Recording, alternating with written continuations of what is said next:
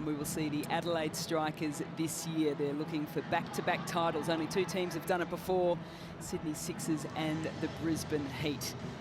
Of Kim Garth, what can she do with the new pill? She can still get it to move.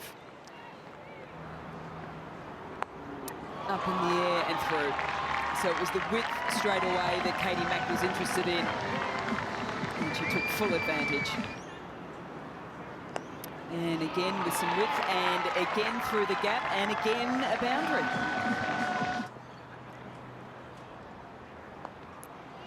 Gets that one in as well, and doesn't get the length right, and it's through, and that will race away as well. Fractionally fuller. And the reach again from Katie Mack has found the boundary line. In the air, she should find the gap with this shot as well, and she does.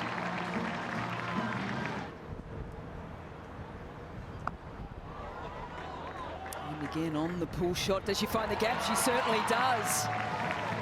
She's off to a little flyer here as Katie Mack to take away that extra bounce by coming down the wicket, and has timed it well enough as well. It's more so the placement. Hits sort of the top of off stump straight away, but for Katie Mack, she has got her eye in. It just opens up that front leg and drills it down the ground, and it beats Capsey. She is hitting them to all parts of the ground at the moment, is Katie Mack.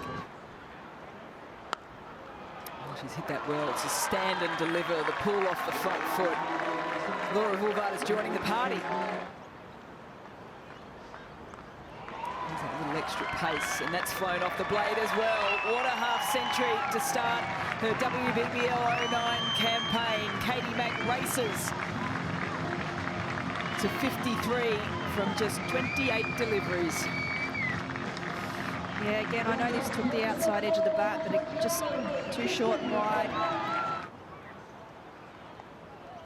This time just uses the pace, just lays back on it and goes back-to-back boundaries. Straight down the ground as it bounces once, skips over the hands and through the hands of Illingworth for four. It sounded nice, but it's found some gaps, and yeah, it'll skip across the surface here. Capsey can't track it down, and Laura Woolvard's decided to join in with a little bit of fun here. Goes for control here, Katie Mack, and controls it beautifully. It's nicely timed. We know that she loves a cover drive. It's just equally as good when it's a bit straighter, like this one here. Timed nicely, but to the field and down, and with the drop catch, they will get through for the run and chalk up. Down the wicket once again. Day falls in behind it, but knows she can't get there. And then Alice Capsey, even with the big dive, realised that she can't either. She's timed that nicely as well. Wow, that's a classy shot there from Laura Woolvard. Oh, outside edge, but no surprises there from Katie Mack. Whether she hits the middle of the bat or she finds the edge, it still finds the boundary line. Sophie Day tosses it up, invites Laura Woolvard to go down the ground, and they've taken it. Finally, one to hands, and one that's taken cleanly. That is Annabelle Sutherland at long on. And this record-breaking partnership has finally been broken. Oh, and there's an opportunity to get 2 wickets in very quick succession. And Sophie Day, what an over for her. We saw 2 wickets in an over 3 times last night. Levers creates power, creates distance, and that has gone all the way. Oh, a little edge, and it's gone through. So 2 opportunities missed in 1. As McGrath just backs away. Knows she's got some space. That is the skill set. Patterson, straight up in the air, doesn't get distance. Maya Bouchier won't drop that. She's a classy fielder. And the Stars, yet again, have just broken a partnership when needed. Looking to hit with the breeze here. Talia McGrath gets into a wonderful position, gets all the angles right. Back over the wicket to Talia McGrath. The fielder's up, and it just allows her to use those levers we've been talking about. Goes full and straight. It was a delivery that got Ash Gardner the other evening, but doesn't get Talia McGrath. This time looks to go across the crease again, deeper in the crease and just short. Bouchier had the decision whether or not to try and attempt the catch or just sit back and ensure that no more runs were leaked. So the end of the 20 overs for the Adelaide Strikers. They end up on 3 for 176. That was after a magnificent start by Katie Mack and Laura Vulvart. Yeah, well, Katie Mack, she was exceptional up the top, wasn't she? Set the tone for the Strikers, took the bowlers on. Stars were well and truly under pressure inside those first 10 overs. Seeing their highest run chase in the competition is 176 against the Adelaide Strikers at the Adelaide Oval back in WBBL 07. So some leg spin to start with as Dunkley will face the first ball. Meg Lanning at the non-strikers end. Slip in play.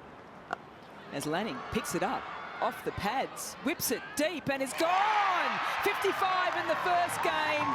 She has gone for 1 in the second. And Gibson in her first WBBL match is going to get a head ruffle for the ages. Dunkley, high, long, straight down the ground and all the way. Leg spinner. Tosses it up, goes after it again, and a chance for the second wicket. It's been nicely taken by Laura Vulvart. A wicket apiece to the opening bowlers for the Strikers. As Capsey looks to go big, and they're falling like flies here at Karen Rolton Oval. Lanning the first to go, then Dunkley, and now Capsey, the 3 internationals. 1, 2, 3 go on. There's the pull shot, and it hasn't got all of it. Mashungo with 2 wickets and a catch. You can't keep her out of the game. Go on, celebrate. Tunesu Mashangwi at mid-wicket. Change up work, Rach. Yeah, it did. As Bouchier goes after the first ball from Wellington, and that is smartly caught as well. Gemma Barsby racing around the boundary line.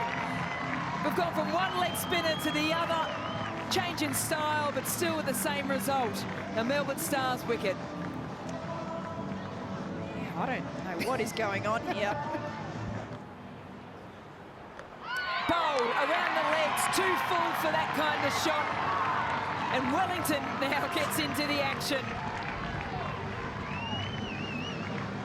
Well, an interesting shot there from Kim Garth. Does like to lap the ball, but at this point, as we've been discussing. As the pull shot comes out from Fulton, there's a fielder out there, and of course, the fielder takes it. They will not drop them tonight, the Adelaide Strikers. Gibson gets her second catch. Again, Fulton rushed for pace, and Danny Gibson, she's been great out there. Had a couple of opportunities out that deep backward square. Yeah, never looked like dropping that. Again, another poor dismissal. Through, Boulder. If she wasn't going to be bowled, Patterson was there for the stumping. And the leggies are putting on a show tonight for the Adelaide Strikers. On the inside edge of McKenna's bat. Just keeps going from bad to worse for the Stars. Oh, struck in front. McGrath might get into the wickets, and she does. Adjudged LBW. The Stars are 9 down. The Strikers are 1 away from a record-breaking win. Sasha Maloney not overly happy with that decision from the umpire. She looked like she was pretty much adjacent to the stumps there. Hit her on the foot, going for that lap shot again. One of her favourite shots. not necessarily the best shot for today when your team's 8 for 24. But, Laura's called that out, and I would say he's pretty much got that right. Really well bowled there from Tali McGrath, trying to get it as full as possible. Well, was there an edge? Yes, there was. Through to Patterson, who takes the catch. McGrath finishes off. A record-breaking win for the Adelaide Strikers. It is a massive, massive win in game one for them at their home ground, Karen Rolton Oval. And it is a win by 149 runs. Couldn't work that one out, so a lot of runs. That's it. The record previous to that was 103 by the Sydney Sixers over the Hobart Hurricanes. Look away quickly if you're a Melbourne Stars fan. Yeah, this is not happy reading at all. No one reaching double figures. You just see the Strikers bowlers just absolutely dominated.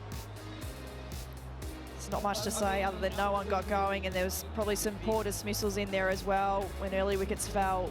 So if there's one lesson to learn, it's perhaps how they can absorb that pressure and then rebuild again. But yeah, I think for the Melbourne Stars, I want to move on very quickly from this game. With that scorecard, the Strikers will love to keep that one up and probably leave it up on the scoreboard for a bit longer at the ground as well. Nesu Mashangwi bowled very well with her little leg spinners. 2 for 12 for her. Megan Shute 3 for 3. A bit unlucky not to get her fourth over in there. And then to Jade Wellington as usual. 3 for 4, turning them nicely. Tali McGrath, great to see her back in the wickets as well with 2 for 2. Outstanding effort there from the Strikers tonight.